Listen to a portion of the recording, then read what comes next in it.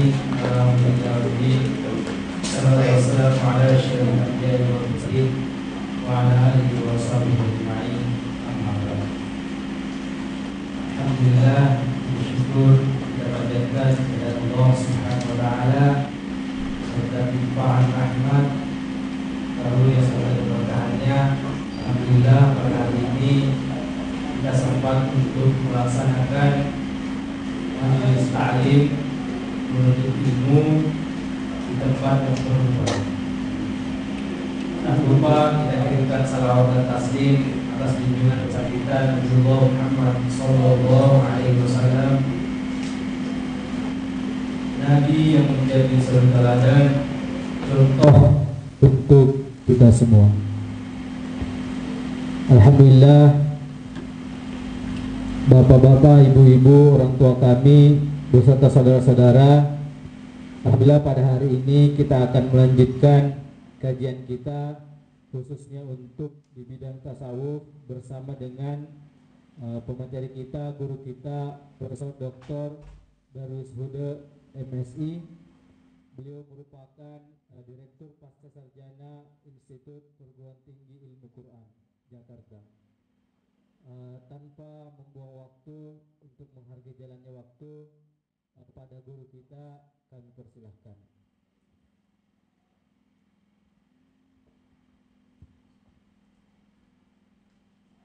Bismillahirrahmanirrahim. Assalamualaikum warahmatullahi wabarakatuh.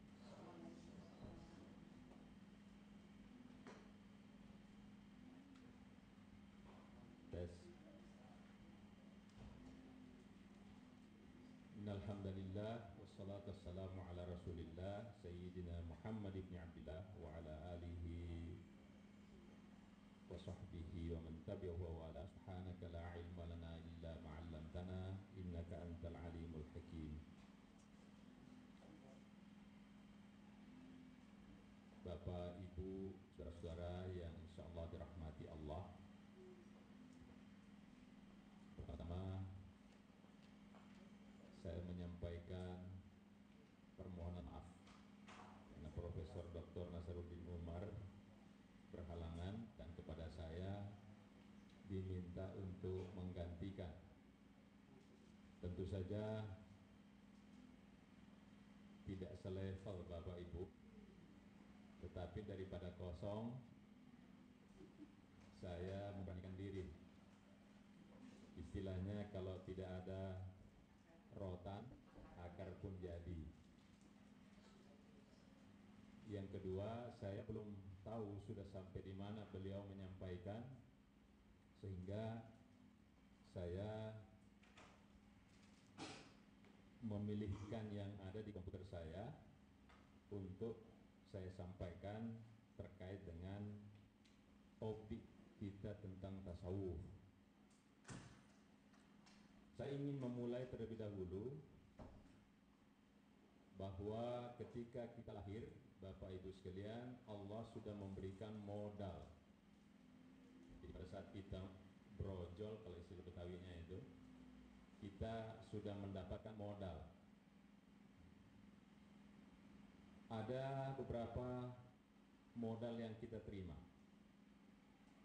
Kalau menurut Mufassir Ahmad Mustafa Al-Maraghi, ketika menafsirkan ihdinas siratal mustaqim, itu ada kata ihdina, itu dari kata hidayah, berilah kami petunjuk. Beliau menafsirkan kata hidayah itu sebagai anugerah yang diberikan Allah, dan ada beberapa tahapannya. Kalau dalam psikologi itu disebut dia modalitas. Jadi ketika kita lahir, kita sudah mendapatkan modal. Untuk apa? Untuk mengarungi kehidupan ini. Yang pertama itu adalah ghariza, insting. Apa insting itu? Sesuatu yang bisa dilakukan tanpa dipelajari. Sesuatu yang bisa kita lakukan tanpa dipelajari. Tangis itu ghariza. Tidak ada seorang ibu yang mengkursuskan anaknya bagaimana cara menangis. begitu dia lahir, dia bisa menangis untuk menunjukkan bahwa dia hidup.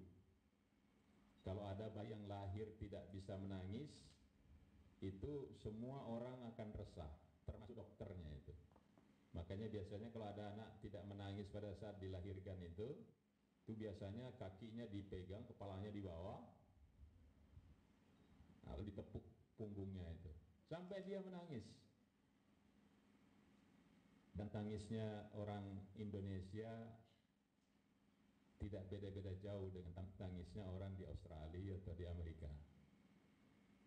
Anugerah dari Allah, hidayah dari Allah. Itu pertama, ghariza. Bebek itu begitu dia menetas dari telurnya, lepas saja di kolam itu, pasti bisa berenang. Itu modal. Kenapa? Karena bebek itu makanannya tidak jauh-jauh amat dari air. Langsung bisa. Lalu sesudah insting, Allah memberikan kepada manusia panca indera atau indera, Bapak Ibu, karena dalam sains itu indera itu bukan hanya 5, ternyata banyak. Kita cuma taunya 5, tapi ternyata banyak. Ya. Panca indera atau indera. Ada namanya indera kinestetis. Kalau saya berdiri begini, ini indera kinestetis, saya bekerja. Saya ngangkat kaki satu masih bisa berdiri. Kalau boneka pasti nggak bisa, karena tidak punya indera kinestetis. Saya doyong ke samping, ke depan, masih bisa berdiri. Kalau boneka pasti jatuh. Di lorong telinga itu ada namanya indera keseimbangan. Itu soalnya Bapak Ibu kalau mandi lalu kemasukan air, biasanya nggak enak itu. Kenapa? Indera keseimbangan kita terganggu. Cuma lucunya itu ngasih air lagi, masukin lagi sekali lagi itu, ya, untuk merangsang supaya keluar dia, terganggu. Ada namanya indera nociception, itu indera rasa sakit. Kadangkala kita sakit gigi tapi Masya Allah kemana-mana itu, nggak tahu pusatnya di mana, adanya di gigi, padahal dia menjalar kemana-mana rasanya. Indra. Nah. Lalu yang ketiga, hidayah oleh Allah, modal, akal. Jadi ada gariza, ada indra, ada akal. Nah. Akal itu modal besar juga, tapi tidak segala-galanya. Kalau saya bertanya Bapak Ibu, angka berapa yang paling kecil? 1 apa 0? 0. Lebih kecil mana min 1 dari 0? Min 1. Jadi min berapa yang kecil? Paling kecil? Unlimited. Nggak tahu, manusia tidak bisa menjawab pertanyaan itu. Jadi akal kita itu terbatas, sangat terbatas. Banyak hal yang tidak bisa diselesaikan. Angka berapa yang paling besar? Nominal berapa? Berapa nolnya yang paling besar? Unlimited juga. Jadi kita nulis nomor 1 di sini, lalu kasih 0 sampai merak, ya. Apakah itu paling besar? Tidak. Manusia tidak mampu menyelesaikan itu. Artinya ada keterbatasan manusia. Selamat datang.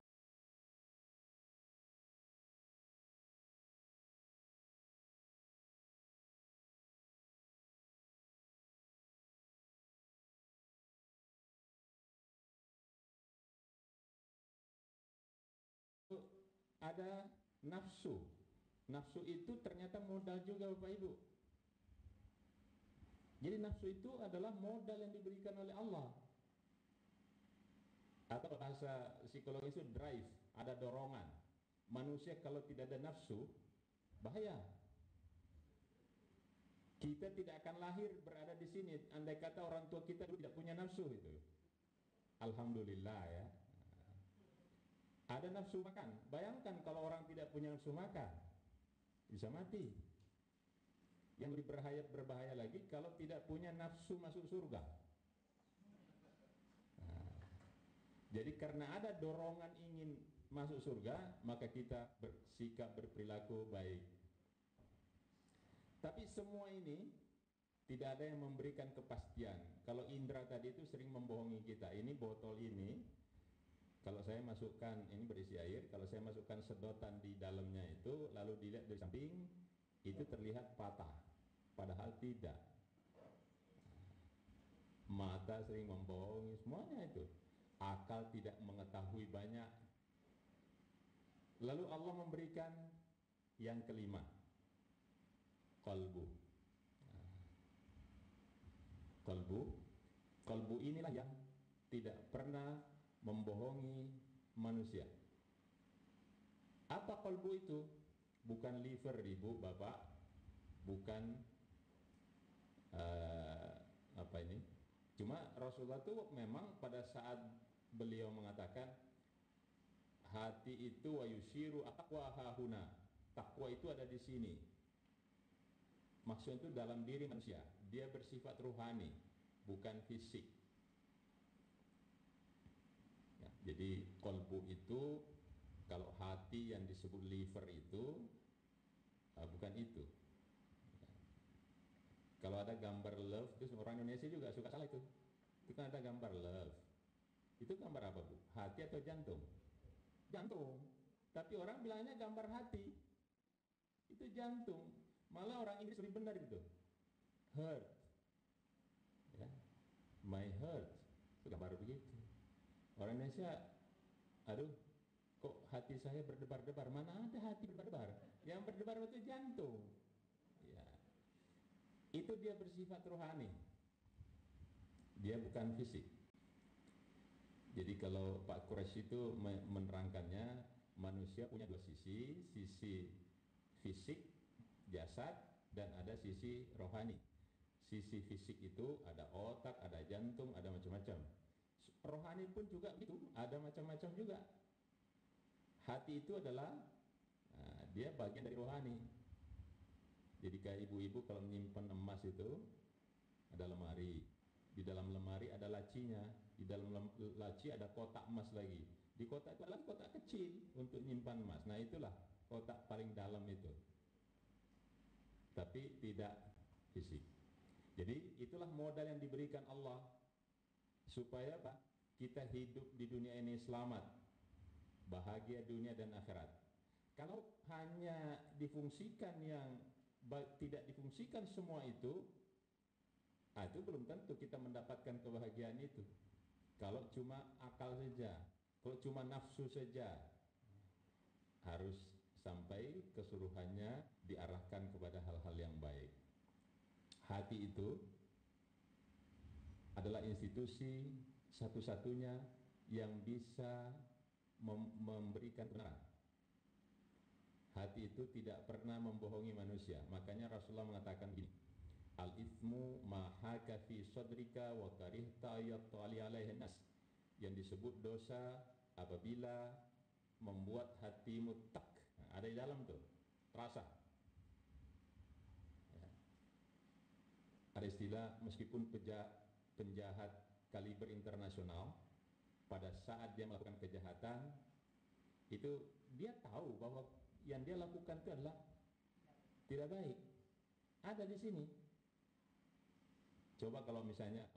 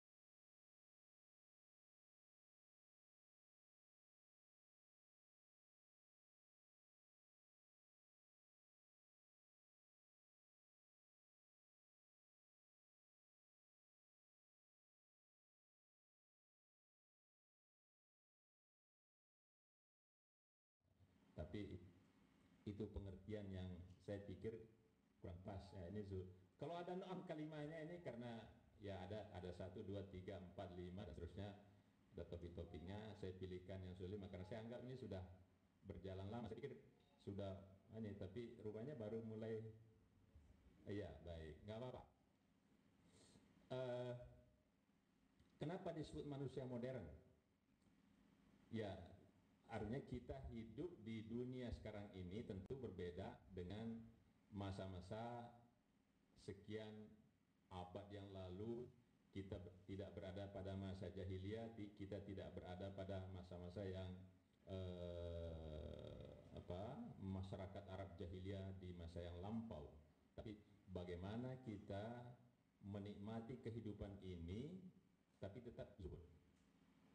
Kalau para sufi-sufi terdahulu mungkin yang pernah kita lihat riwayatnya, mereka itu ada yang pergi ke hutan, pergi uzlah atau mengasingkan diri, tidak mau bercampur dengan masyarakat. Artinya mereka sebut zuhud. Tapi zuhud yang kita maksud di sini adalah bagaimana kita tetap menjalani kehidupan ini seperti biasa, tapi hati tetap terpelihara dari gangguan-gangguan duniawi. Bisa berpindah.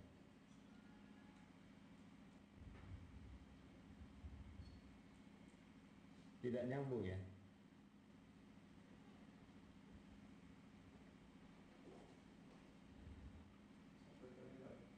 Hah? Oh ya, sudah. Saya tidak mau sambil berdiri Bapak Ibu ya, supaya saya bisa lihat juga. Saya juga tidak hafal ini. Ya, saya ingin jelaskan terlebih dahulu. Jadi ini ada tangga ini. Dalam tasawuf itu ada tangga-tangga yang mesti dilewati untuk bisa ma'rifatullah. Ada tangga-tangga yang harus dilewati untuk bisa sampai mengenal Allah lebih dekat. Jadi ada yang disebut dengan taqarrub ya. Itu semua orang bersedekah itu ada unsur taqarrubnya. Orang tidak melakukan perbuatan dosa itu adalah bagian dari tangga-tangga yang mesti dilewati. Para ulama berbeda pendapat urut-urutannya. Saya ambilkan salah satu dari Al-Qushairi. Ini tokoh Sufi Al-Qushairi yang mengatakan bahwa mesti ada step-step, ada stasiun-stasiun yang bisa kita lewati untuk sampai pada ma'rifat.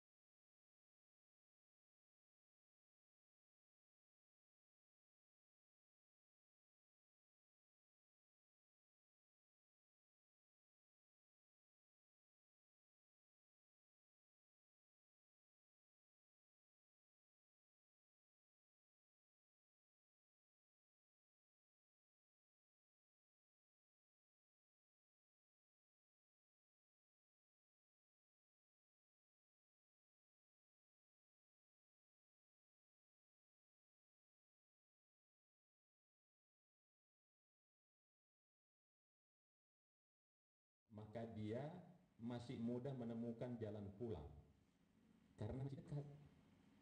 Itu sebabnya dalam Al-Quran dikatakan sungguhnya orang yang terlanjur berbuat dosa thumma yatubuna min qarib, kemudian dia bertaubat segera sesudah itu, faulaika yatubullahu alaihim, maka Allah akan memaafkan perbuatan dosanya itu.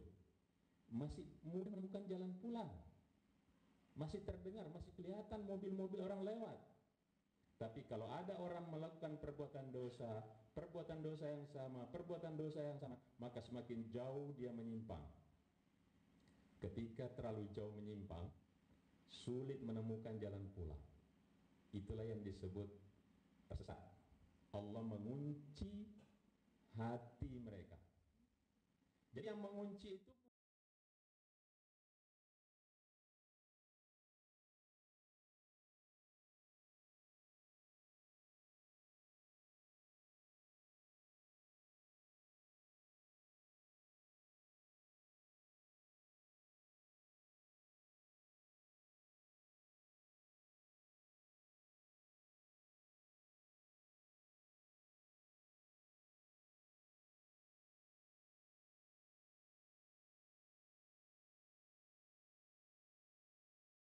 jadi bukan Allah yang memilih-milih hari ini siapa ini. Yang mengunci itu adalah kita sendiri. Ya, taubat terus Pak. Kembali jalan yang benar, karena nanti fokus kita nanti ke zuhud. Wara, apa wara? Orang yang sangat berhati-hati. Orang yang dalam ucapan dan tindakan dia semuanya harus diyakini benar, diyakini halal. Nah, itulah wara. Kalau ada barang yang bercampur dengan mirip orang lain, kalau perlu ya udah ambil aja semuanya. Nah, itu orang wara begitu. Takut bercampur.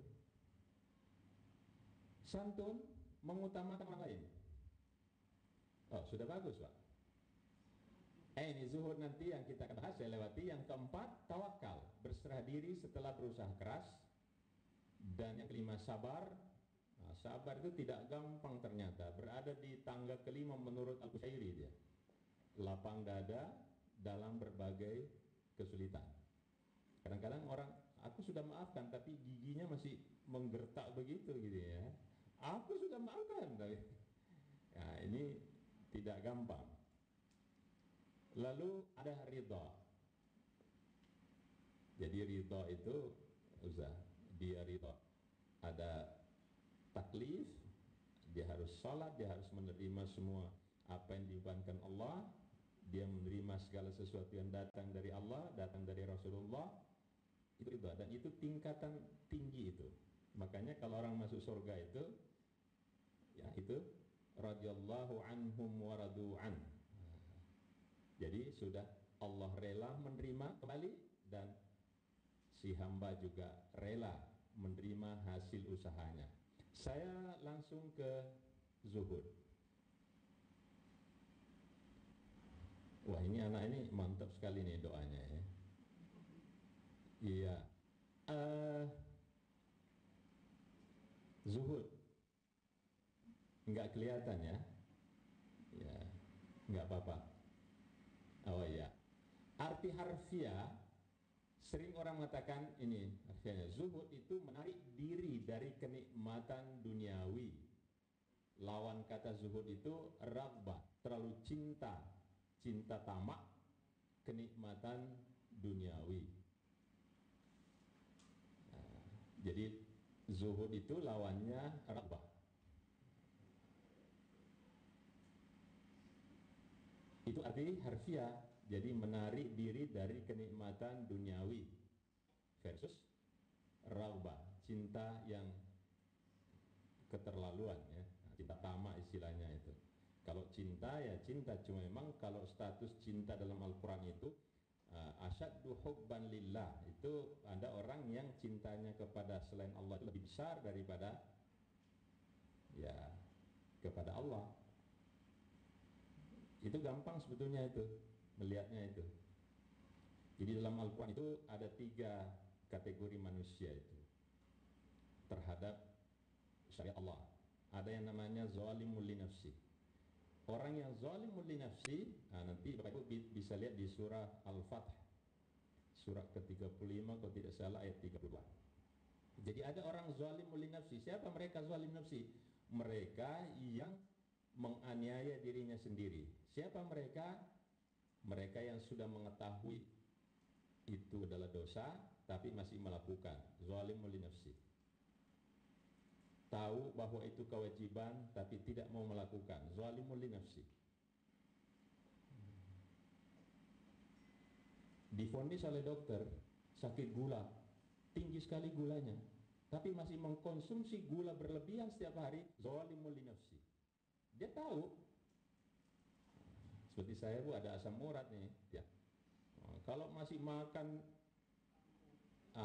ya Bu ya, ada rumusnya itu, ada rumusnya benjol, bayam, kangkung dan sejenisnya itu, emping, benjol, nangka, jeroan, otak, lemak, dan kacang-kacang, benjol.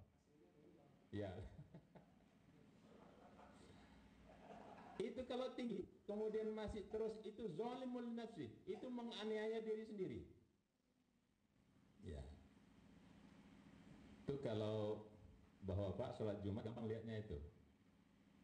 Dia sudah kedengaran azan, kedengaran orang qomat, kedengaran orang khutbah pertama, kedua, tapi tidak tergerak hatinya untuk pergi ke tempat sholat Jumat, zalimul li nafsi. Kalau pegawai sama, disuruh atasannya tolong bikinkan surat pengantar ini kemana,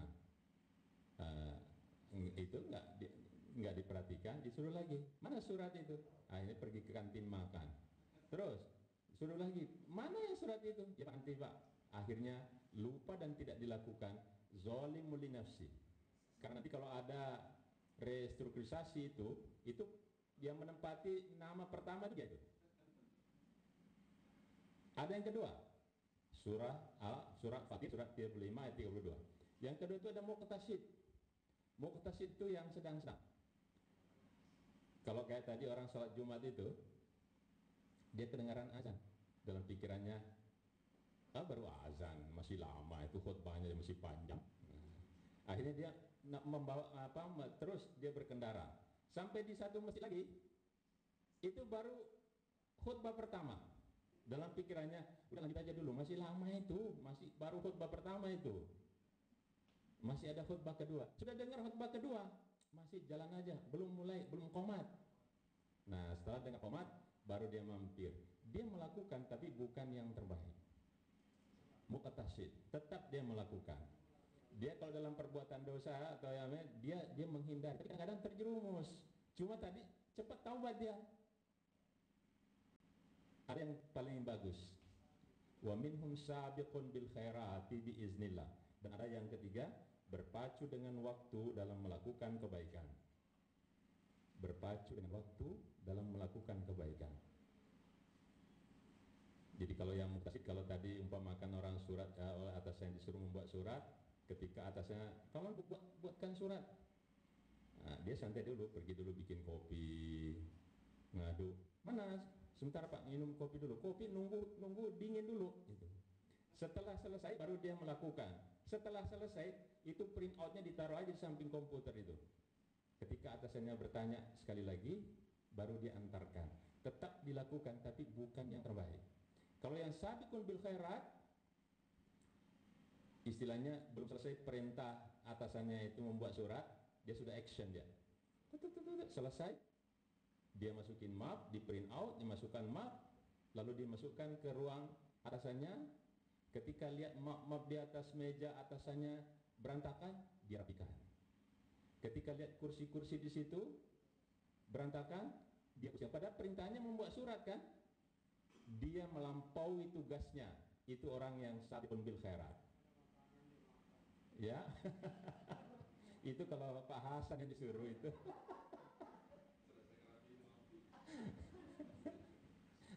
Jangan-jangan kopi atasnya diteguk dulu baru dia keluar gitu kan. Ya, jadi orang yang sabiqun bil khairat itu melampaui itu. Jadi dia sudah misalnya begini, tadi sholat Jumat, dia dari rumah, dia sudah dalam pikirannya itu hari ini hari Jumat, saya harus sholat Jumat. Ya. Boleh boleh jadi dia sudah persiapkan dia sedekahnya buat nanti dimasukkan kota infak. Ya. Nah, sudah dia selesai. Begitu selesai pekerjaannya, belum azan, dia sudah siap-siap ambil air wudhu dan seterusnya. Dia mengambil sampai di masjid, belum mulai azan, dia lakukan dulu sholat sunnah dan seterusnya. Sabiqun bil khairat, mereka yang berpacu dengan waktu dalam melakukan kebaikan-kebaikan. Nah, ini orang yang tingkatan-tingkatan manusia pada saat ketika dia orang sudah zuhud dalam kehidupan dunia. Iya. Nah, menurut istilah ini, kondisi tidak menempatkan kenikmatan duniawi sebagai prioritas. Jadi dia tetap menerima gaji, tapi bukan itu yang utama. Ya, ujrah itu tetap, karena Allah sudah mengatakan dalam Al-Quran, bekerjalah dan nanti akan Anda mendapatkan pahala dan sebagainya. Atau tidak memenuhkan hatinya pada harta atau kecenderungan duniawi. Jadi bukan itu prioritasnya. Tapi kalau misalnya dia bekerja, saya harus bekerja karena harus memberi nafkah kepada keluarga. Saya harus bekerja karena bekerja itu adalah ibadah. Bahwa saya mendapatkan sesuatu itu adalah efek dari pekerjaan. Bukan semata-mata saya bekerja karena di sana ada duit. Jadi itu beda tuh. Jadi kalau ada guru, kalau orang yang biasanya begitu hanya untuk gaji saja, itu biasanya. Kalau misalnya atasannya tidak ada, itu malas-malasan dia. Tapi kalau orang zuhud itu tidak mau ada atasannya, mau siapapun, mau dia bekerja sendiri dan sebagainya, tetap sama pekerjaannya, antara dilihat orang atau tidak dilihat orang tetap sama, karena bukan pada ujrah tadi, pada duit itu, tapi ini adalah perintah dari Allah. Bekerja itu perintah. Jadi kalau ada orang tidak mau bekerja, artinya dia menyalahi perintah Allah. Wa qul i'malu fasayarallahu 'amalakum wa rasuluhu wal mu'minun dan seterusnya. Itu perintah itu. Katakan Muhammad, bekerjalah wahai manusia. Nanti Allah, Rasulnya dan orang-orang mukmin akan melihat semua pekerjaan kita. Tapi tidak menempatkan imbalan itu sebagai prioritas. Bapak Ibu, orang ikhlas itu bukan, saya setuju dengan pendapat atau definisi yang disampaikan oleh Asy-Sya'rawi, Mutawalli Asy-Sya'rawi. Jadi Asy-Sya'rawi itu begini, yang disebut ikhlas itu bukan tidak mau gaji, tapi yang disebut ikhlas itu paralelnya antara apa yang kita kerjakan dengan yang ada di hati. Paralelnya antara apa yang ada dalam hati dengan yang kita kerjakan. Gimana itu? Sejalur gitu. Contoh sederhana, beberapa waktu yang lalu ada direktur perusahaan ekspedisi yang ngangkut barang dari rumah ke kereta api dan seterusnya sebaliknya. Dia tanya saya begini, Pak, jumlah rakaat sholat duha itu berapa rakaat? Saya katakan kalau Nabi biasa melakukannya 8 rakaat, 22 sampai 8. Oh, saya punya anak buah, punya staf, itu banyak sekali sholat duhanya itu. Suatu ketika saya suruh karyawan lain melihat apa yang dilakukan. Jadi kantornya itu Bapak, Ibu, itu dia berapa lantai? Nah, masjid itu lantai 2. Setiap sekitar pukul 9, karyawan ini sholat duha. Nah, setelah selesai 8 rakaat, setelah diamati oleh karyawan lain, dia mepet dulu ke jendela lihat orang ke bawah. Orang sudah selesai belum mengangkat barang atau belum? Nah, belum selesai, nambah lagi, Allahu Akbar. Selesai 2 rakaat, nengok lagi, oh masih, nambah lagi, Allahu Akbar. Itu artinya tidak sesuai dengan apa yang ada dalam hatinya dengan yang dia kerjakan. Maunya lillahi ta'ala, tapi hatinya sebetulnya menghindari, tidak ikhlas.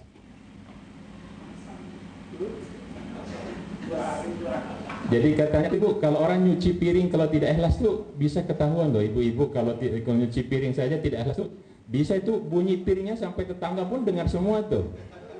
Berbeda apa yang dikerjakan dengan hati itu sama bapak-bapak, kalau misalnya ada yang bonceng atau mengantar istrinya kalau tidak ikhlas, itu ngeremnya aja nggak enak itu. Jadi yang disebut ikhlas itu paralelnya antara apa yang ada dalam hati dengan apa yang kita kerjakan. Nah, jadi kalau kita bekerja, lalu baru kita serius kalau ada atasan, nah itu pasti tidak ikhlas tuh. Karena berbeda dengan yang dikerjakan dengan yang ada dalam hati. Itu definisi Asy-Sya'rawi, Profesor Dr. Mutawalli Asy-Sya'rawi. Saya lanjut. Ibu kalau melihat begini ini gimana? Ini biasanya orang Bugis ya. Nah, ini pendapat kita bisa berbeda. Kalau misalnya orang lihat sepintas lalu mengatakan, wah ini terlalu ria, ini pamer. Nah, tapi belum tentu juga. Kalau dalam wilayah tataran sufi, belum tentu. Mungkin pikirannya begini, ini ibu ini sebetulnya dia mau menyumbangkan emasnya ke panti asuhan, tapi karena terakhir kali jangan saja saya mau pakai semua pakaian saya, karena inilah terakhir kalinya saya pakai, nanti saya akan copot semua nanti di tempat itu. Walaupun boleh jadi kita, wah masa iya itu, karena apa? Kita masih su'uzon yang sering muncul. Nah, kalau sudah muncul husnuzon itu dalam berpikir positif, kita tidak banyak persoalan dalam kehidupan.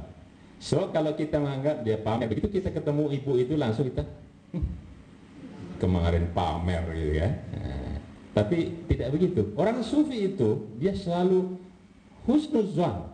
Apapun yang dihadapi mesti husnuzon, berpikir positif. Meskipun Bapak Ibu tetap ada batasnya. Karena orang kalau berpikir positif itu, kita tadi kan modalnya adalah pikiran. Ya. Ini ada orang malam, jam 2 malam. Ada orang memanjat rumah kita lewat jendela. Lalu kita mau berpikir positif, oh mungkin mau numpang salat tahajud. Mari Pak, mari. Nah, itu tetap ada pikiran yang diberikan oleh Allah. Ini udah jelas-jelas jam 2, nyongkir jendela, masuk ke dalam. Kita berpikir positif. Pak, sejadah itu Pak, di kamar saya sejadah itu dekat lemari emas itu ada di situ di kotaknya itu. Surusnya Allah memberikan tiga modal yang diberikan oleh Allah tadi untuk juga mengetahui. Tapi pada pandangan pertama kita jangan baru pandangan pertama sudah seperti tadi.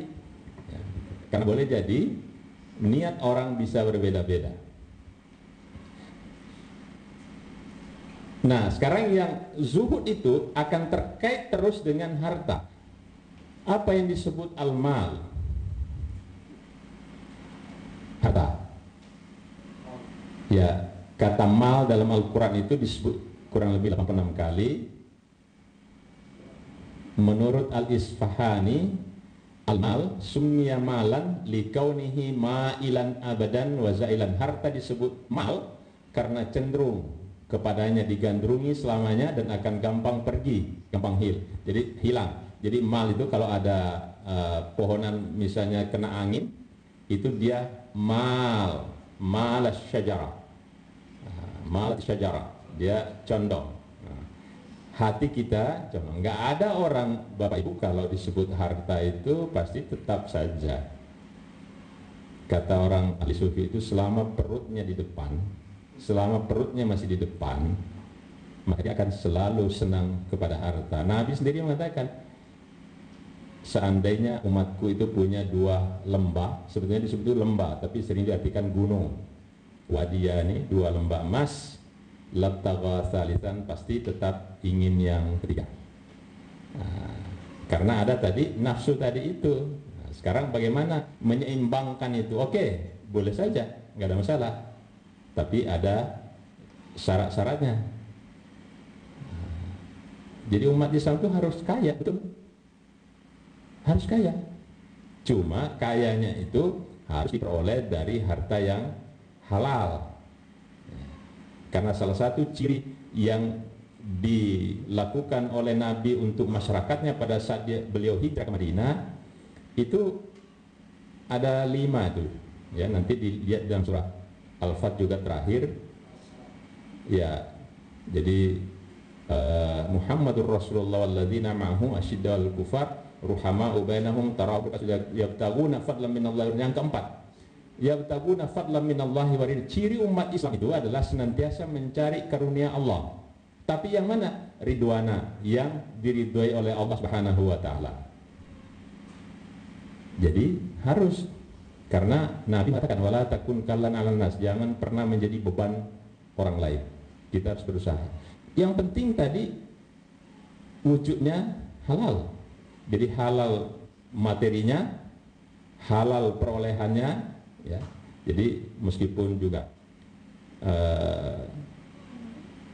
bukan benda haram, tapi perolehannya, cara memperolehnya salah, nah itu pun juga tidak boleh. Jadi harus demikian. Dan gampang pergi, ya. Mudah. Makanya disebut mal. Makanya dekat-dekat juga sih mall, cuma nggak ada hubungannya ya, itu ya. Mal ke mall gitu ya.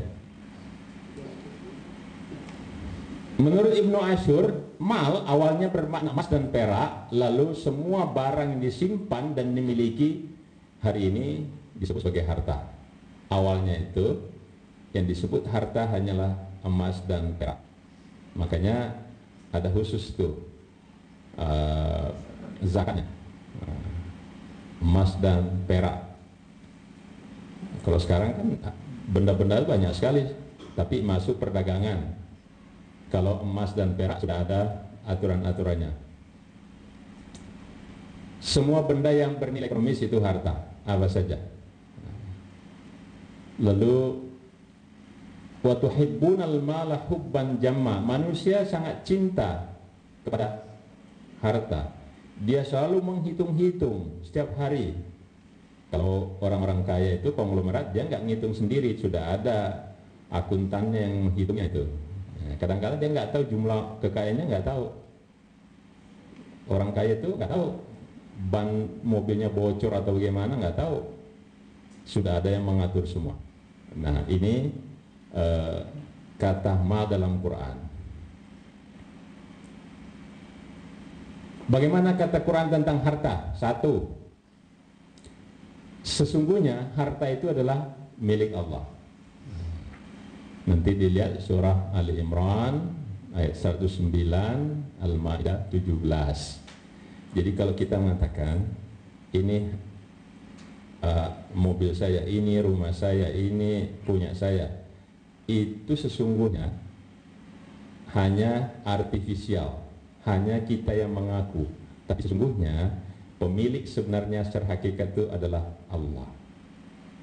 Dan bukan hanya itu, anak-anak kita pun juga begitu sama.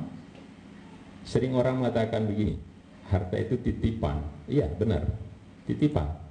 Sewaktu-waktu Allah menghendaki diambil, itu bisa tercecer ketinggalan di taksi, dicuri orang, bisa terbakar, bisa lain-lain. Ada seorang tokoh pernah sampai triliunan habis, itu hanya hitungan detik. Pada saat krisis ekonomi 1998 itu banknya habis, belum ada BLBI.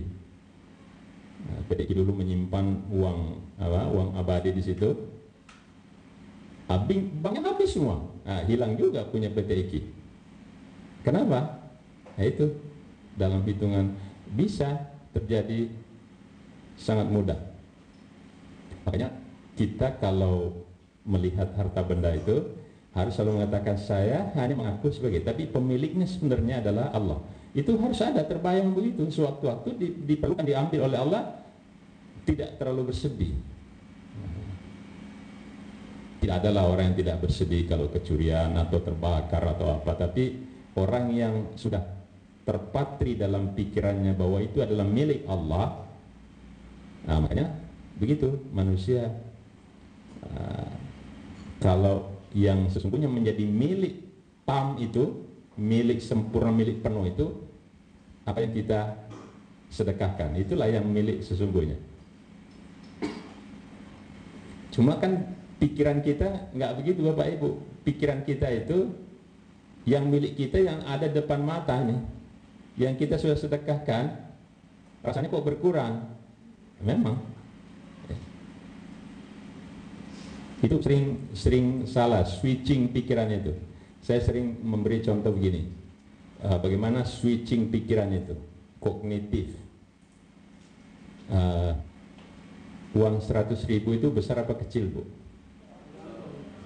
Tergantung ya, tergantung, betul. Kalau 100.000 dibawa ke mall kecil, karena apa yang mau dibeli dengan 100.000 ya, kecuali beli apa itu sekarang aja teri itu udah mahal. 100.000 dibawa ke kota infak rasanya besar ya. Karena ini kita sudah membayangkan dalam pikiran seperti itu, switchingnya keliru.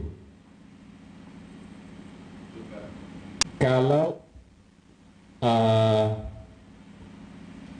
kita membaca Al-Quran ya, atau gini, kita nonton di depan televisi, kalau ada yang hobi sinetron, itu rasanya mungkin setengah jam itu cepat sekali.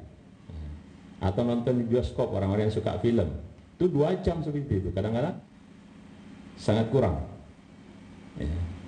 Tapi kalau kita duduk membaca Quran hanya 15 menit, kok rasanya tempat duduk panas betul Pak.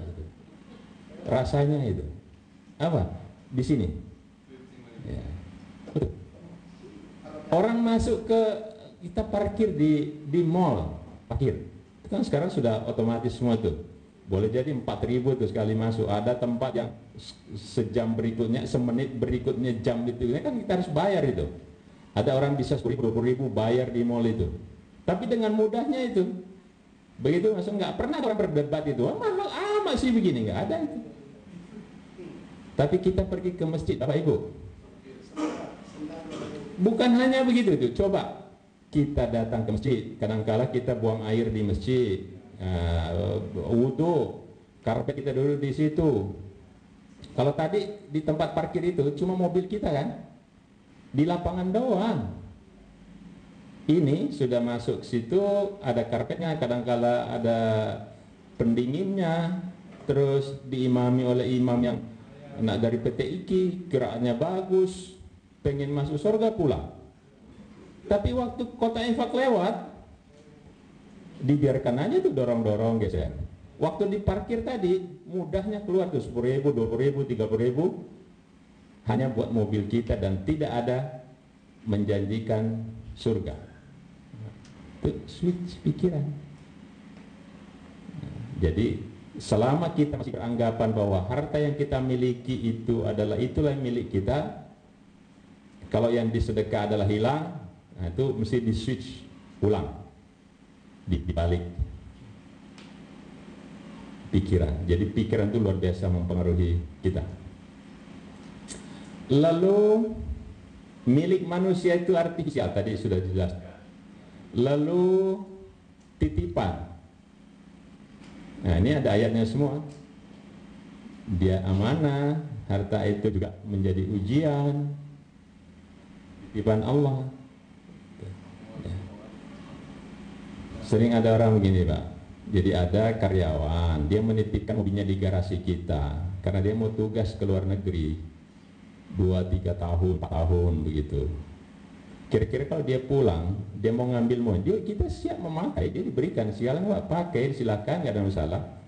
Nah, tapi begitu dia pulang, kita sudah menikmati itu, berapa lama kita pakai mobil bagus lagi dan sebagainya, karena mobil kita mau tahan apa tidak. Jadi kira-kira begitu, Allah memberikan, kita lahir ke dunia ini nggak ada bawa apa-apa pun. Lalu Allah memberikan berbagai macam tadi itu. Ketika itu mau diambil, Nah, itu. Jadi harus di switching pikiran penting. Kebanggaan, betul. Ibu tadi itu kalau dia andai kata dia bukan beneran mau membawa ke anak yatim, oh itu bangga sekali dia tuh. Ya, kalau bunyi-bunyi dia itu, ya, gemerincing, semua orang lihat, wih kaya sekali. Dan Bapak Ibu, ria itu ada di hati. Jadi kita tidak usah khawatir bersedekah dilihat orang, tapi adanya di sini. Nah, ada orang baru mau mengisi infak kalau dia sendirian, gitu kan, takut. Tidak perlu begitu. Ya. Itu adanya di sini. Walaupun begitu-begitu, ngaruh setelah masuk digoyang-goyang supaya orang dengar, lihat, nah itu juga tidak ikhlas. Ya, tidak usah takut menulis dalam list nyumbang masjid berapa, 10 juta, 20 juta. Yang penting itu di sini. Ya, ada yang mungkin saya belum bisa Pak ini kalau tidak hamba Allah. Tulis hamba Allah Jalan Gaharu 1.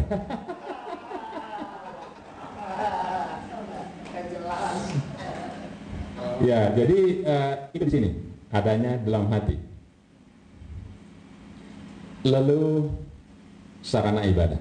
Jadi Allah tidak melarang kita untuk punya harta banyak, tapi dia menjadi mazra'atul akhirah. Dia menjadi menjadi perantara untuk akhirat.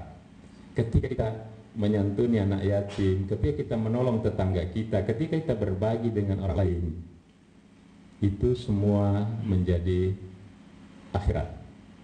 Jadi jangan orang memahami bahwa saya mau zuhud, mau berhenti bekerja. Enggak. Ya. Ya, jadi dia menjadi sarana ibadah itu.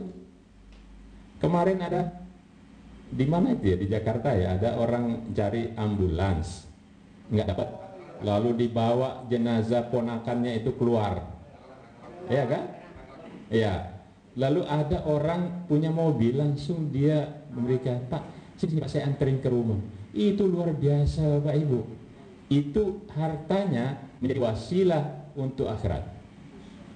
Karena ini mau nyewa mobil nggak punya uang, hanya punya motor, dibawa mau naik penyeberangan jalan karena motornya sedang sana. Saya nganterin Pak. Mungkin sebetulnya dia punya tujuan kemana, tapi dia menyempatkan diri untuk membantu orang itu, dan insya Allah itu pahalanya besar. Karena sesungguhnya keikhlasan itu pada situasi tertentu itu yang dinilai Allah. Jadi mungkin pernah Bapak Ibu dengar ada seorang wanita pelacur yang masuk surga hanya gara-gara memberi minum anjing, ya Bu ya. Iya. Nah, ada juga dakhalat imra'atun nar fi hirratin. Ada juga yang masuk neraka gara-gara seekor kucing. Ini membantu menolong anjing. Jadi pulang bekerja ya, malam dia mungkin udah capek tuh, melihat ada anjing terengah, dia menjulurkan lidahnya, enggak nyampe-nyampe, dia nolongin, ambil sepatunya itu, diambilkan air, lalu ditolongin minum anjing itu. Keikhlasannya dia melakukan itu. Tapi itu tidak berlaku untuk semua orang. Lalu kita berpidato di depan pelacur itu, ibu-ibu kalau mau masuk surga silahkan cari anjing, nanti kalau pulang kasih minum. Tentu tidak seperti itu, karena sangat situasional. Situasional. Jadi ada anjing gigit perempuan mati. Oh ya. Ya. Di mana itu ya? Nah. Oke. Nah ini apa karakter az-zuhud itu? Likaila ta'sau ala ma fatakum wala tafrahu bima atakum wallahu la yuhibbu kulla mukhtalin fakhur. Surah Al-Hadid 23. Ini agar kamu jangan bersedih hati terhadap apa yang luput dari kamu, dan jangan pula terlalu gembira terhadap apa yang diberikannya kepadamu. Kuncinya cuma itu. Jadi kita tidak bersedih hati terhadap apa yang luput. Kita berdagang, jualan. Hari ini agak-agak dapat kurang. Ada orangnya, saya pernah Bapak Ibu lihat di Kolaka.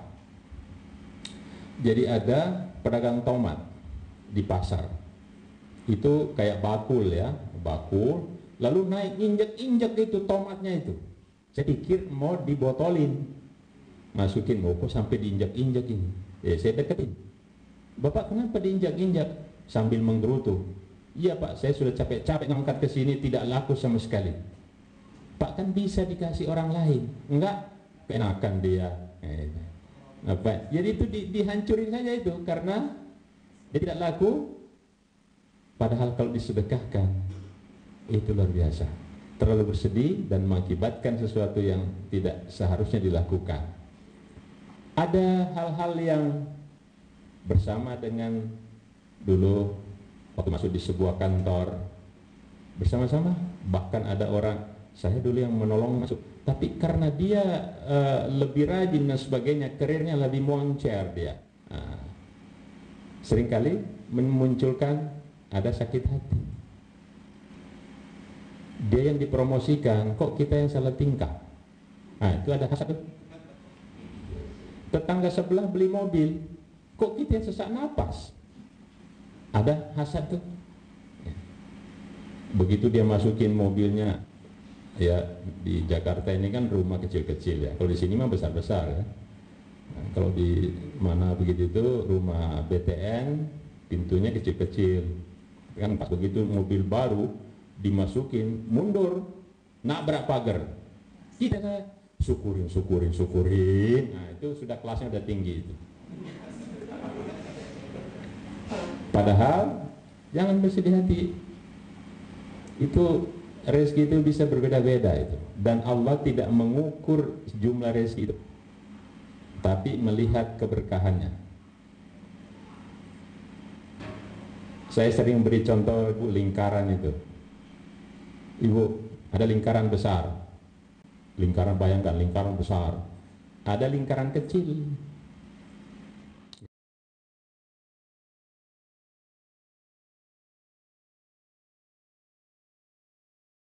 Sama 360 juga. Sama. Lingkaran itu luasnya sama. Sama, besar itu luas siku-sikunya 360, yang kecil, bahkan kecil sekali, nggak kelihatan lagi lubangnya saking kecilnya, tetap 360 siku-sikunya itu. Sama. Itu maknanya penghasilan orang itu besar atau penghasilannya kecil, di mata Tuhan itu sama. Yang penting keberkahannya. Itu falsafah lingkaran begitu. Coba ditanya kalau kita punya anak-anak SD itu, berapa luasnya lingkaran itu? Kan kalau segini 45, kalau ke bawah kan 90, 180, jadi 360 itu siku-sikunya, luasnya itu sama, lingkaran kecil maupun lingkaran besar. Jadi Allah tidak melihat jasadmu, tidak melihat hartamu, tidak melihat, tapi yang dilihat adalah ya sini dan amalmu. Jadi ada yang kecil, dia boleh jadi nyumbang cuma 1.000, tapi ikhlasnya luar biasa. Ini 1 juta, tapi harus disorot oleh televisi. Kalau nggak ada televisi, nggak jadi sedekah. Nah, itu di mata Tuhan dilihat itu adalah keberkahannya itu. Ya, kan ada itu di Makassar tuh yang pemulung, tapi dia bisa mengumpulkan duit untuk kurban. Nah, luar biasa. Jadi bagaimana disebut berkah itu? Yaitu tadi keberkahannya itu, pemanfaatannya. Cuma persoalannya kita seringkali kita merasa dalam hidup ini lebih banyak memberi. Kan ada hadisnya itu, tangan di atas lebih mulia dari tangan di bawah. Memberi lebih mulia dari menerima. Nah, cuma kalau saya tanya, Bapak Ibu, hari ini lebih banyak memberi atau menerima? Perasaan ya, perasaan ya. Padahal sesungguhnya kita lebih banyak menerima itu. Bu, sebelum tadi ke sini, ini pintu pagar udah dibuka belum? Sudah. Itu kita menerima. Ini sudah dipel, kita menerima. Kursi ini sudah diatur sedemikian rupa, kita menerima. Bapak tadi mungkin dibikinin kopi oleh ibu, bapak tuh menerima. Jadi dalam hidup ini kita sesungguhnya lebih banyak menerima. Maka kalau kita segan sekali tidak mau melakukan sesuatu perbuatan baik kepada orang, itu sebetulnya keterlaluan itu. Karena dalam kehidupan ini lebih banyak kita menerima. Itu jalan di depan situ udah lama itu dibuat tuh, kita menerima itu, tiap hari kita pakai itu. Kita ke masjid, kerannya udah dibuka, airnya tinggal ngucur itu, kita terima. Karpetnya sudah digelar, imam sudah siap, muazin sudah ada, kita menerima semua itu. Terlalu euforia kalau mendapatkan anugerah. Nah itu dalam Quran tuh banyak tuh ayat-ayat seperti itu. Kalau diberikan harta, kemuliaan, fayaqul rabbi akraman. Saya memang siapa dulu saya. Gitu. Tapi kalau dikasih itu menurut sedikit, faqadara alaihi rizqahu fayaqul rabbi ahana. Ya. Kalau ya hari ini lagi berkurang sedikit, ya. Penjualan agak menurun begitu. Tidak evaluasi kenapa saya, tapi langsung ya Tuhan kok. Mungkin kita pernah dengar orang, saya nggak tahu Pak, kenapa sih Tuhan begitu banget benci kepada saya? Kenapa Tuhan? Ya, gitu. Dia nggak tahu bahwa sebetulnya pasti ada sesuatu kebaikan di balik itu. Nah itu yang belum bisa. Ya, saya lihat dulu apa lagi nih kalau sampai. Jadi zuhud. Ini Ibnul Qayyim. Jenis zuhud itu apa? Zuhud wajib, menjauhkan diri dari yang diharamkan. Itu wajib hukumnya itu. Menjauhkan diri dari yang diharamkan oleh Allah. Ya, apa saja. Kalau tapi jangan ini, kita tidak setuju tentu yang kasus dokter di Jogja itu ya, yang menghalalkan nikah non marital. Dia nggak berani mengatakan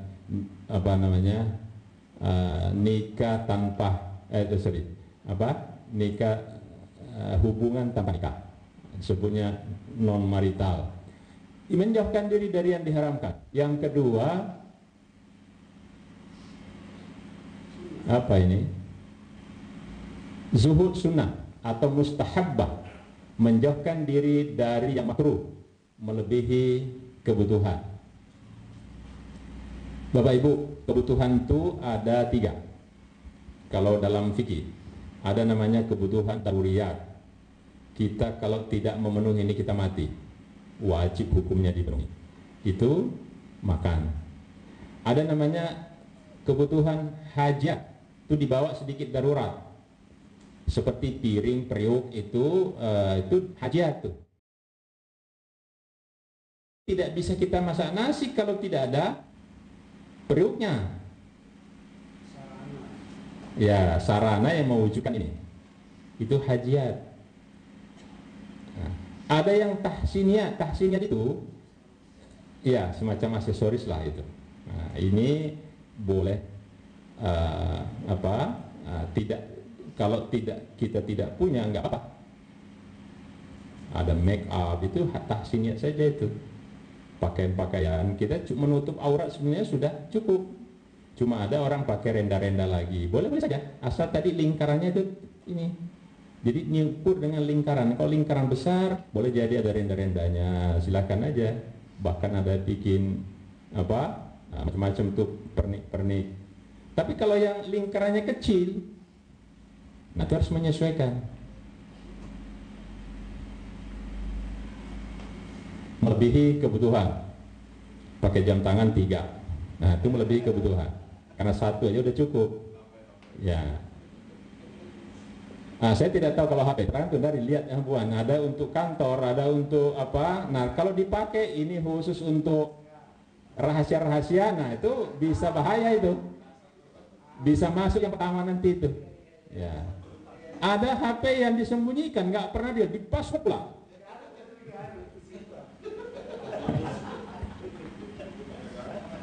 Iya. Jadi katanya begini Bapak Ibu, kalau mau lihat anak-anak supaya kita bisa bebas melihat apa konten HP anak kita itu, kita sepakat tidak boleh ada pakai password. Semua bapak juga tidak boleh, ibu tidak boleh. Nanti anaknya geletak saja bisa kita lihat. So kalau anaknya dilarang pakai password, sementara punya ibunya pakai password, itu nggak jalan itu. Nah, geletakin saja, mau dilihat bapak terserah, mau dilihat ibu terserah, nggak ada masalah. Kenapa? Tidak rahasia. Nah, yang repotnya rahasia semua. Nama, ini pasal jangan sampai nama ibu-ibu ditulisnya laki-laki. Nah, tidak zuhud nanti itu, zuhud pertama ini, ya.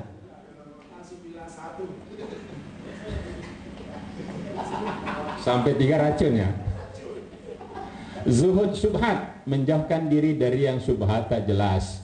Jadi ada hal-hal walaupun memang sedikit Bapak Ibu, ada yang syubhat antara haram dan halal, tapi itu hanya sedikit sekali.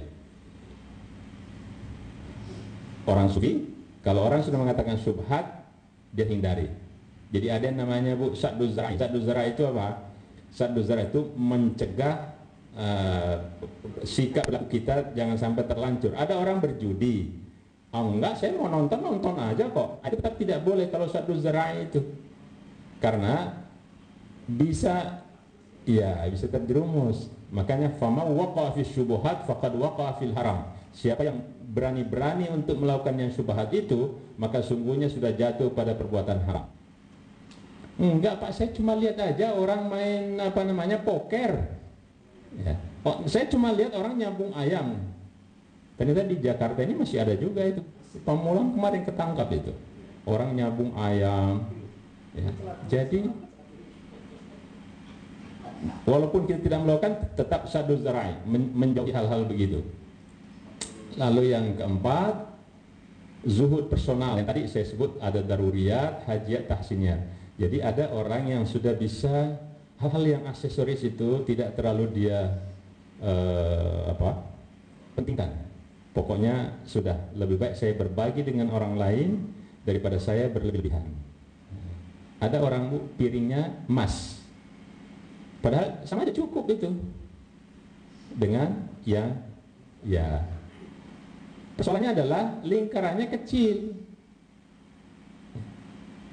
Orang yang tahsiniyat itu tahsiniyat.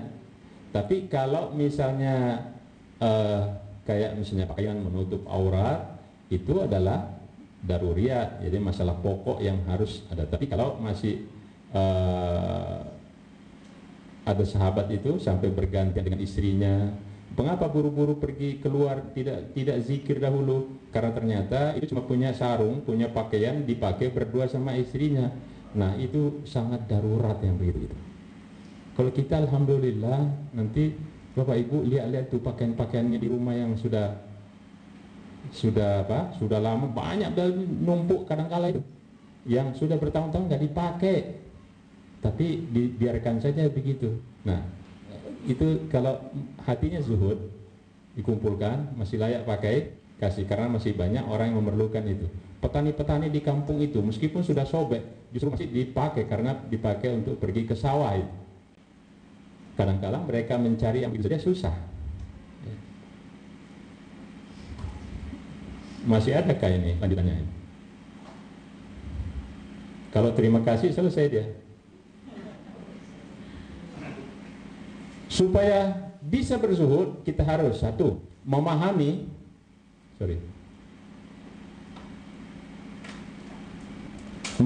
bahwa dunia adalah maya, aksesoris, la'ibun walahun wazinatun watafakhur bainakum, dalam Quran itu. Jadi dunia ini ya betul, la'ibun ini, walahun wazinatun, perhiasan, watafakhur, kadang-kadang saling membanggakan di dunia ini. Padahal kadang-kala Bapak Ibu, itu sebetulnya kita aja perasaan saja itu. Orang tidak mau pakai bajunya 2 kali ke majelis taklim. nanti dikatain, padahal nggak ada yang ngatain. Kita aja rasanya aja. Sama dengan kalau kita makan di prasmanan itu, ketika orang pada banyak tuh nggak berani ngambil tuh kan, takut dikatain makan banyak. Padahal orang nggak memperhatikan itu. Dan kalaupun diperhatikan juga nggak ada masalah. Memang kalau berlebihan juga tidak zuhud. Ya. Jadi artinya jangan ada perasaan bahwa kalau saya pakai pakaian saya 2 kali nanti saya dikatain bahwa cuma punyanya. Dan kalaupun dikatakan itu pun nggak ada persoalan. Toh kuping kita tidak hilang satu. Nggak ada persoalan. Meyakini kehidupan akhirat bersifat eternal dan lebih baik. Walal akhiratu khairul laka minal ula khairun wa abqa. Jadi harus ada begitu, bahwa dunia ini sementara. Jadi kehidupan dunia itu Bu sebetulnya sama dengan kehidupan itu ulat bulu itu. Ulat bulu itu berproses nanti masuk ke pompong lalu keluar menjadi kupu-kupu terbang. Kita sama masuk ke barzakh itu sama dengan berada dalam kepompong. Nanti keluar sudah bentuk lain di padang mahsyar. Jadi kita jangan membayangkan Bapak Ibu, waduh di kuburan itu nanti ya dimakan cacing dikit gigitnya. Jangan dibayangkan begitu. Bayangkan saja ulat itu berubah menjadi bentuk lain dalam kepompong, dia sementara di situ tidak makan tidak minum sampai dia keluar dalam bentuk metamorfosis. Manusia sama berjalan sampai di alam barzakh, pompong, nah itu. Tidak ada yang dibawa. Tapi yang dibawa adalah sedekah atau ibadah-ibadah yang kita lakukan. Selama manusia masih menganggap bahwa dunia ini tidak akan hancur, itu dia akan masih wailul likulli humazatil lumazah itu. Alhaakumut takatsur hatta zurtumul maqabir. Selalu numpuk sampai dia masuk ke liang lahat. Memahami bahwa zuhud tidak menghalangi untuk mendapatkan dunia, ini penting. Jadi zuhud itu bukan meninggalkan dunia sama sekali, tidak mau bekerja, tidak mau melakukan aktivitas apapun, hanya duduk di pojok masjid, sementara keluarganya terlantar, ya, atau pergi ke hutan, di sana dia uzlah, atau pergi ke pinggir pantai, menunggu wangsit. Nah itu tidak seperti itu zuhud yang kita pahami. Makanya tadi tasawuf untuk manusia modern.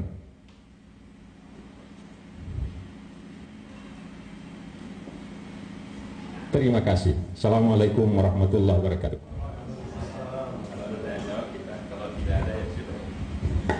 Alhamdulillahirrahmanirrahim. Tadi kita sudah ibaratnya naik tangga, minimal kita sudah mendapatkan pencerahan untuk mengajak kita kembali ke. Untuk selanjutnya kami persilahkan kepada jemaah, kiranya ada yang ingin berdiskusi atau ada yang ingin bertanya, kami persilahkan.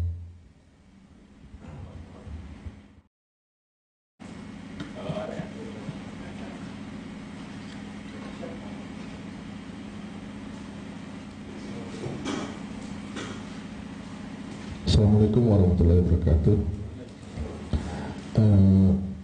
Menarik menyimak penyampaian dari Pak Darisude. Tadi sudah dijelaskan tentang gamblang zuhud tadi. Cuma masih ada yang pertanyaan mengganjal hati saya. Makna zuhud ini apakah meninggalkan atau mengurangi, Bro? Meninggalkan atau mengurangi?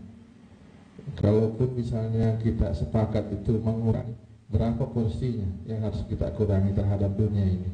Terima kasih, Bro.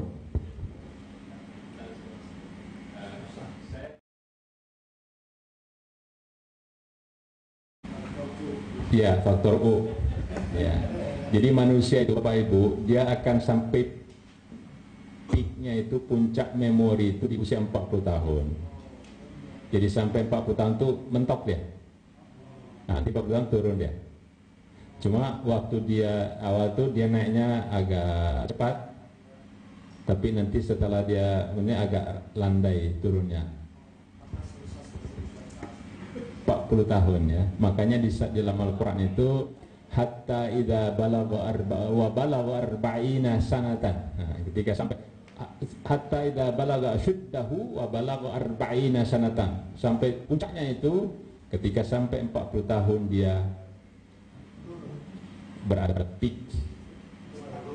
Jadi kalau ada orang sampai 40 tahun belum jadi apa-apa, itu bahasa baratnya begitu. Kalau ada orang belum jadi apa-apa di usia 40 tahun sudah sulit. Kalau ada orang belum tahu sholat di usia 40 tahun, sulit untuk diharapkan itu. Ya. Apakah mengurangi? Jadi ada pergeseran mana? Kalau secara harfiah tadi zuhud itu adalah tadi ninggal dunia, tapi zuhud di sini adalah memanfaatkan dunia untuk akhirat. Jadi bukan mengurangi, bukan memanfaatkan semua fasilitas yang di dunia, tapi untuk akhirat. Ketika kita, Bapak Ibu, saya kira semua kita sama. Tadi pagi mandi, pakai sepatu, pakai pakaian. Ada orang dapat pahala, ada yang tidak.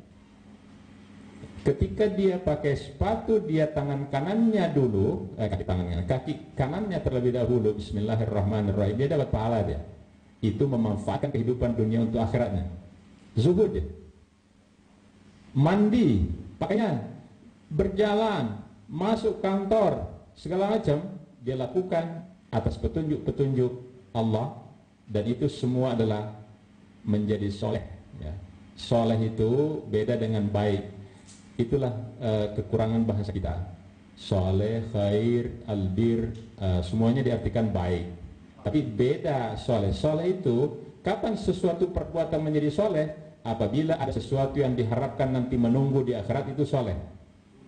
Kalau saya tadi melakukan sesuatu, membantu nenek-nenek menyeberang di jalan, di penyeberangan jalan, tapi supaya saya dilihat orang lain dan orang mengatakan saya hebat, maka tidak soleh dia, walaupun itu baik. Tapi ketika saya melakukannya dengan sepenuh hati bahwa Allah memerintahkan kita untuk saling menolong, saya menolong bismillahirrahmanirrahim, terus tidak ria, maka menjadi soleh. Ada orang nyuci piring, ada cuma dia menolong saja, tapi ketika dia tidak ikhlas, dia tidak soleh dia. Ketika dia melakukannya dengan ikhlas, maka dia soleh. Ada sesuatu yang menunggu di akhirat. Nah, zuhud ketika kita ada nasi ini bersama, kita nggak tahu punya siapa, ya nggak berani dulu ngambil, itu zuhud aneh. Ketika oh ini jelas untuk Anda, kita ambil. Sudah dapat begini, ada punya orang lain, kita ambil. Punya orang lain, jelas bukan zuhud, karena zuhud wajib tadi itu adalah meninggalkan yang haram. Nah, ini haram punya orang jelas, bukan subhat. Kalau yang subhat itu nggak jelas, ada sesuatu udah ditinggal orang, nggak ada orang lagi, itu subhat itu. Ya. Kalau jelas sudah ada punya orang di situ, masih ada orang banyak, punya kita sudah ada, cuma kita berpikir enak juga kalau ini kelihatannya lauknya bagus ini anak-anak saya pasti suka nih nanti ini ayam goreng begini, ambil tanpa bilang, maka kita tidak zuhud di situ. Jadi bukan berapa persen, bukan itu, tidak begitu. Semua hal yang dia alami, dia hadapi, itu menjadi sarana untuk akhiratnya. Itu. Jadi bekerja pun, kalau ada orang bekerja, masih lihat dulu bos ada nggak di ruangannya. Wow, begitu ada bos, nah, dia itu sudah merasa seperti surat An-Nisa ayat 1, Bapak Ibu nanti bisa dicermati. Surat An-Nisa ayat 1 itu Allah, innallaha kana alaikum raqiba, sesungguhnya Allah punya CCTV untuk kita. Kalau orang sudah merasa Allah CCTV Tuhan selalu mengikuti kemana kita pergi, dia nggak berani melakukan perbuatan dosa itu. Nah itu zuhud. Karena dunianya dijadikan sebagai mazra'atul akhirah, sebagai sarana untuk kehidupan akhiratnya. Karena itu semua berpahala, jangan begitu cuma ada batu di jalan atau duri atau apa, disingkirkan, itu sudah pahala besar. Jadi kira-kira begitu, bukan persentase, tapi ketika orang melakukannya, menghindari perbuatan dosa, menghindari perbuatan makruh, dan selalu pikirannya adalah robbaniyan, selalu orientasinya kepada Allah Subhanahu wa taala, bahwa saya melakukan ini adalah niat ibadah, dia menjadi zuhud ya. Ketika dia membeli barang, dia lihat, kan ada itu Bu ya, dalam bahasa psikologi itu, berbelanja itu beli apa yang Anda butuhkan, bukan yang Anda inginkan ya. Jadi kita harus berbelanja yang need, bukan want. Ada bahasa habis salat Jumat itu kan, kalau hari Jumat tuh banyak sekali kan apa, dagang kaki lima ya. Nah, ada penjual peci gitu.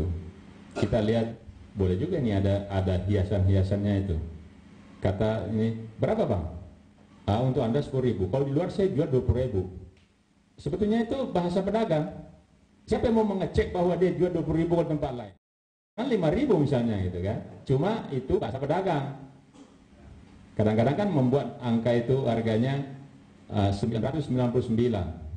Nah, dibuat begitu supaya kesannya nggak sampai ya. Jadi lalu pikir gini, ini cuma harganya 10.000, keluarin tuh 10.000. Padahal tidak punya anggaran di anggaran bulanannya untuk beli peci itu. Di rumah itu masih ada 4 pecinya. Sebetulnya itu tidak dibutuhkan, hanya diinginkan. Nah, tapi kalau berpikirnya bahwa kalau beli tadi, oke, beli, saya mau kasih sumbangan kepada yang lain, nah, itu zuhud ya. Karena sebetulnya dia tidak butuhkan, masih ada di rumah nganggur banyak. Nah, itu pemikiran begitu. Atau kalau enggak, kalau mau beli baru, ini dulu sumbangkan, apalagi kalau yang baru itu disumbangkan, lebih bagus lagi. Itu zuhudnya bahkan kepada yang tadi yang ketiga itu. Nah, jadi dia sudah bisa memfasilitasi kehidupan duniawinya untuk kehidupan akhirat. Jadi salah kalau orang membagi saklek bahwa kalau orang bekerja itu dunia, hanya disebut akhirat pergi ke masjid. Itu keliru itu. Karena semua itu adalah berpotensi untuk memberikan perbuatan saleh. Tukang sayur, dia bekerja di pagi hari dengan niat bahwa saya harus mendapat anak saya, keluarga saya, supaya bisa anak saya sekolah dengan baik, ngaji yang baik, sekolahnya tinggi, imannya tinggi, pahalanya luar biasa. Tapi kalau yang tadi itu, kita sama-sama tadi mandi, tidak mengikuti aturan-aturan sunnah, kita pakai seadanya saja, gitu ya. Nah, apalagi hal-hal yang diharamkan, misalnya nauzubillah, tentu tidak masuk dalam kategori zuhud. Itu yang saya bisa sampaikan.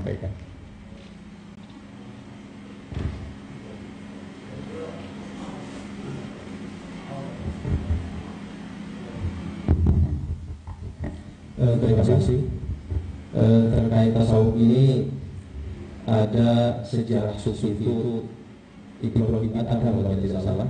Beliau anak kaya ya kalau tidak salah, penguasa yang kemudian menjalani sufinya itu keluar dari kerajaan, sehingga di masyarakat itu ada semacam istilah bahwa sufi itu tidak bisa kecuali harus meninggalkan begitu. Ini barangkali kaitannya dengan politik gitu ya. Jadi kira-kira juhud itu apa, berpolitik itu bisa kita melaksanakan juhud ingin jadi presiden, nah, seperti itu bisa juhud itu seperti itu. Makasih. Ya. Baik, terima kasih. Nah, ini menarik ya. Kalau jadi presiden kemudian curang dalam soal itu tidak zuhud Pak, udah pasti itu ya. Nah, saya tidak menyebut siapapun presiden di dunia ini, kalau dia mau jadi presiden lalu curang, itu tidak zuhud. Kalau ada orang banyak sufi-sufi terdahulu itu memang datang dari istana, ya. Jadi manusia itu kadang-kadang ada bosan. Jadi jangan dikira Bapak Ibu orang kaya tidak bosan. Ada juga bosannya itu. Bosan jadi orang kaya. Iya. Baik. Ada beberapa. Saya contoh, misalnya Ibrahim bin Adham. Ibrahim bin Adham itu adalah keturunan sultan. Dia hidup melimpah dalam kemewahan. Bosan. Dia keluar menjadi orang yang berkelana, menjadi sufi, belajar kepada guru-guru dan menjadi sufi. Ada satu penggalan yang menarik. Waktu Ibrahim bin Adham itu lapar, ya manusia kan perlu makan juga. Sudah 3 hari nggak makan, nggak punya duit, karena memang nggak bawa perbekalan. Banyak ada tapi sudah habis. Lalu dia merokok kantongnya, masih ada, ternyata ada dirham yang bisa hanya beli 1 roti.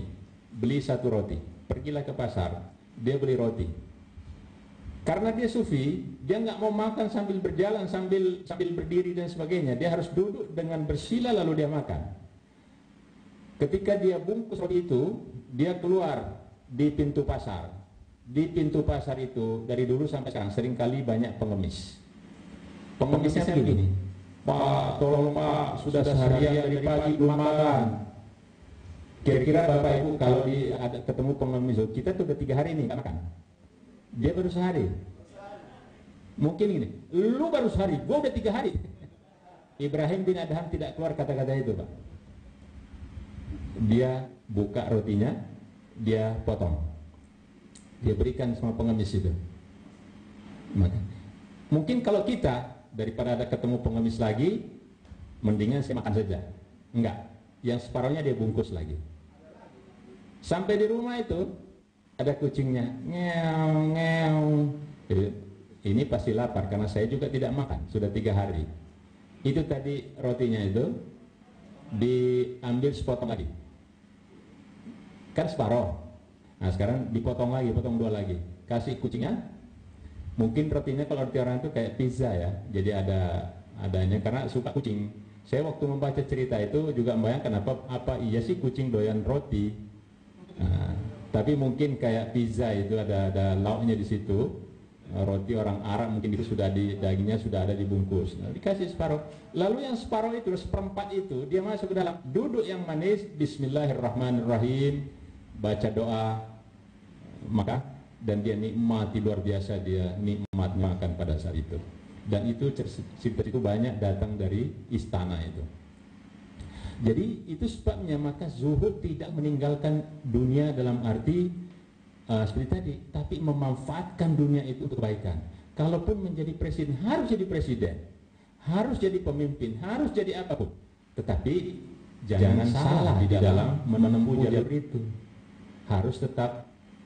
Jadi kalau politisi mau melakukan zuhud, dia memang niatnya untuk memberikan yang terbaik kepada rakyat dan jangan macam-macam ya, jangan membuat sogokan terlebih dahulu untuk mencapai itu. Nah, itu baik. Karena tadi Nabi menyuruh kita ya betaguna fadlan minallahi wa ridwana. Dia selalu mencari kemuliaan dari Allah, bukan hanya rezeki, termasuk tadi menjadi pemimpin itu kemuliaan, tetapi waridwana yang diridai oleh Allah.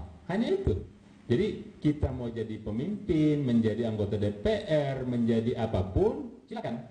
Tapi ridwana yang diridai oleh Allah Subhanahu wa taala. Ketika ridwananya ada, maka kita menjadi zuhud. Sekian, Pak.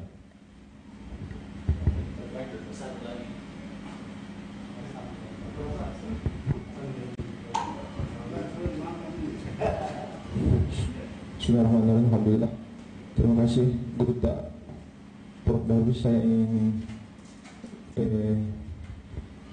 bertanya, dari prasangka buruk itu kan membuat hati kita jadi ada perasaan sakit. Jadi prasangka itu sebenarnya gimana caranya supaya kita bisa berprasangka baik kepada orang lain, sedangkan ini kan ada akal dan pikiran.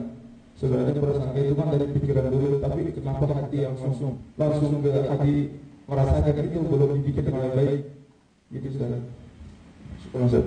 Baik, terima kasih. Jadi tidak semua prasangka itu tidak baik karena disebutkan ayatnya inna ba'da zanni ismun. Jadi hanya sebagian. Kapan prasangka itu menjadi dosa? Prasangka-prasangka yang tidak berdasar ada orang, dan ini pernah terjadi pada saya. Jadi bulan puasa itu ada warteg berdampingan dengan bengkel. Tapi karena di bengkel itu tidak penuh dengan kendaraan, maka saya terpaksa parkir di depan warteg. Langsung, Ustaz, kemarin saya lihat Anda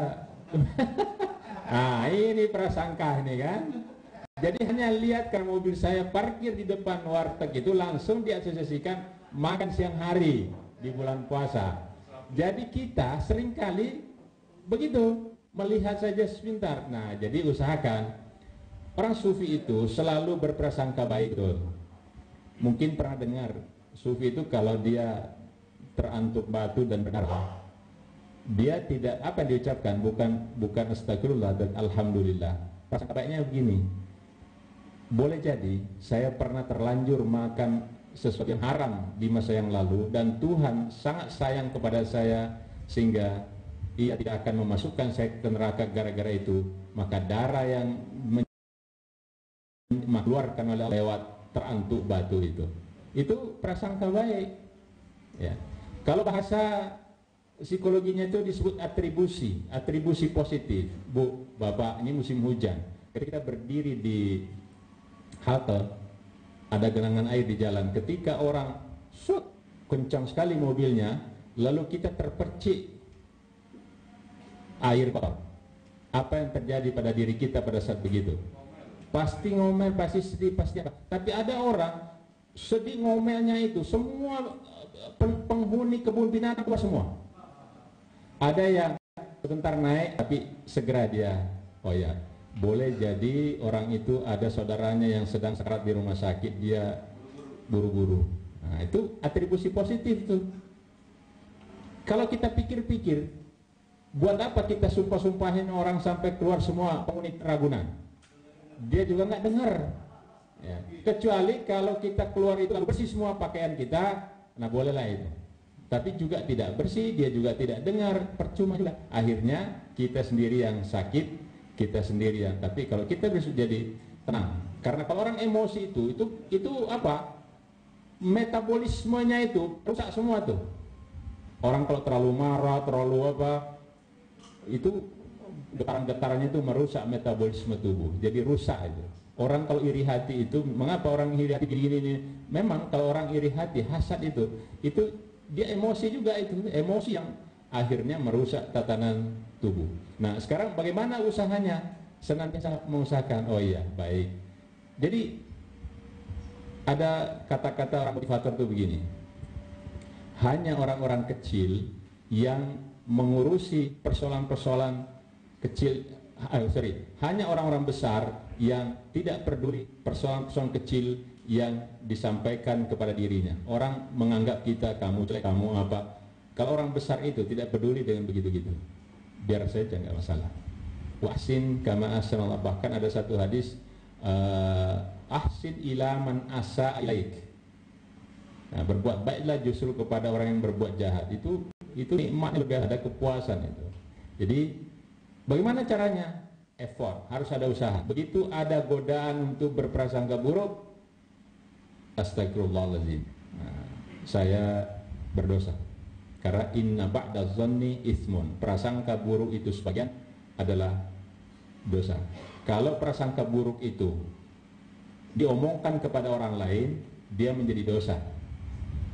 Tapi kalau prasangka buruk itu hanya kita yang menganggap seperti itu, tidak kita ceritakan, dia tidak jadi dosa.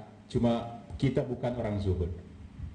Orang zuhud itu apapun yang terjadi, yang negatif dia lihat, dia selalu akan berubah menjadi positif ketika dia berada dalam pemahamannya. Orang yang gampang berprasangka negatif itu hanya orang hanya berbisik berdua langsung masukin gue yang diceritain itu.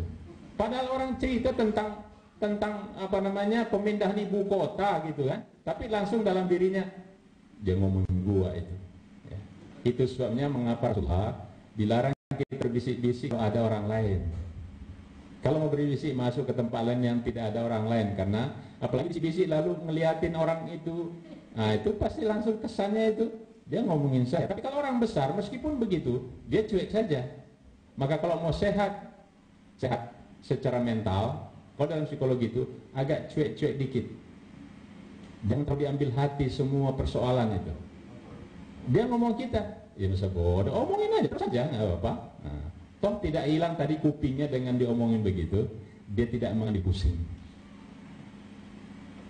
Dan kalau orang ngomongin kita, switchingnya itu begini, berarti dosa-dosa saya akan pindah ke dia.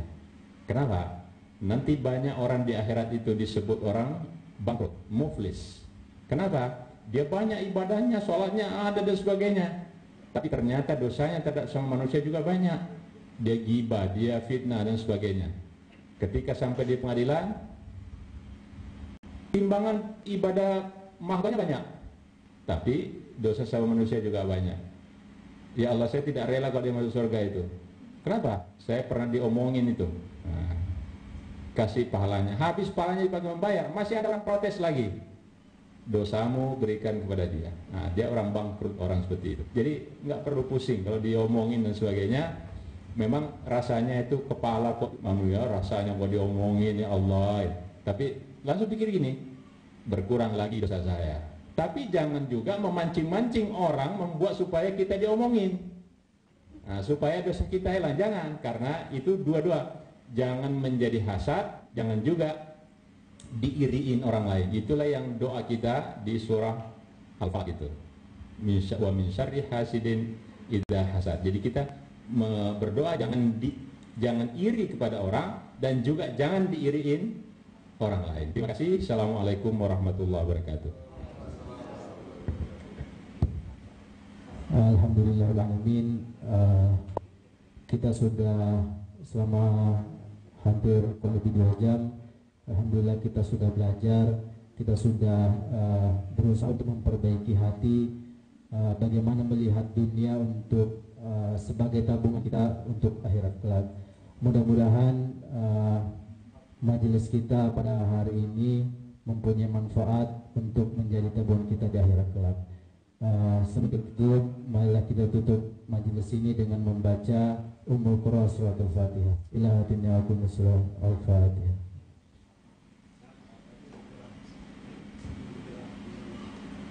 Alhamdulillah, wallahumma fiq ila aqwamit thariq. Assalamualaikum warahmatullahi wabarakatuh.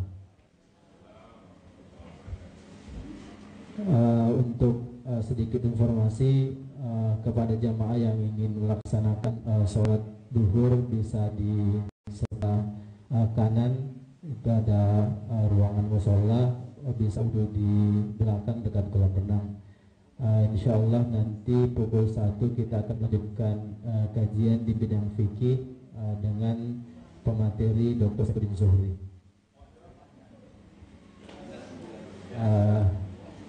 Untuk sekarang mungkin boleh menikmati sajian yang ada, ngopi dan ngeteh.